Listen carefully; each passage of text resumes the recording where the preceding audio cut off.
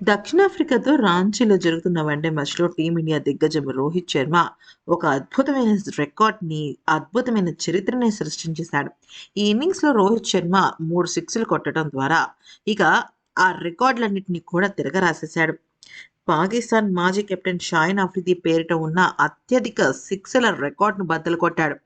ఇప్పుడు ప్రపంచ దేశాల ముందు అత్యధిక సిక్స్‌ల కింగ్‌గా మన రోహిత్ శర్మే జెండా ఎగరవేశాడు. జెండా పాతింగే అన్నట్టుగా అన్నమాట. రోహిత్ శర్మ వన్‌డే క్రికెట్‌లో ఇప్పటివరకు 352 సిక్స్‌లు కొట్టాడు. షాహిద్ ఆఫ్రిది తన కెరియర్‌లో 351 సిక్స్‌లు కొట్టగా, ఇక ఈ రోజు జరుగుతున్న వన్‌డే మ్యాచ్‌లో తను కొట్టిన 3 సిక్స్‌ల్లో ఒక సిక్స్ మాత్రం అంచనాల్ని మార్చి రికార్డులను తిరగరాసి రికార్డ్స్‌ని బద్దలు కొట్టేసింది. రోహిత్ శర్మ ఈ ఘనతను తన 269వ వన్‌డే ఇన్నింగ్స్‌లో సాధించగా, షాహిద్ అఫ్రిదికి 369 వన్‌డే ఇన్నింగ్స్ పట్టాయి. అయితే రోహిత్ శర్మ ఆఫ్రిది కంటే 100 ఇన్నింగ్స్ తక్కువ కానీ ఈ రికార్డును బద్దలు కొట్టడం విశేషం. ఈ క్రమంలో రోహిత్ శర్మ వన్‌డే క్రికెట్‌లో తన 60వ అర్ధ సెంచరీని పూర్తి చేసుకోగా, రోహిత్ శర్మ 43 బంతుల్లో తన అర్ధ సెంచరీని పూర్తి చేశాడు.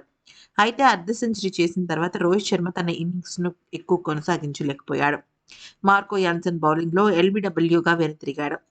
అయితే రోహిత్ 51 బంతుల్లో 3 సిక్స్‌లు, 5 ఫోర్‌లు బాదగా 57 పరుగులు చేసి ఔట్ అయ్యాడు.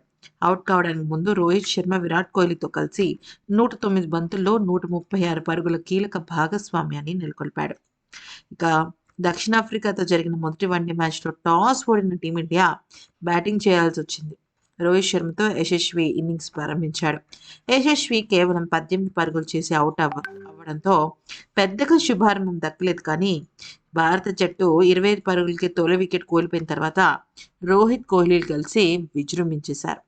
ఈ వీడియో నచ్చితే లైక్ చేసి సబ్స్క్రైబ్ చేసుకోండి.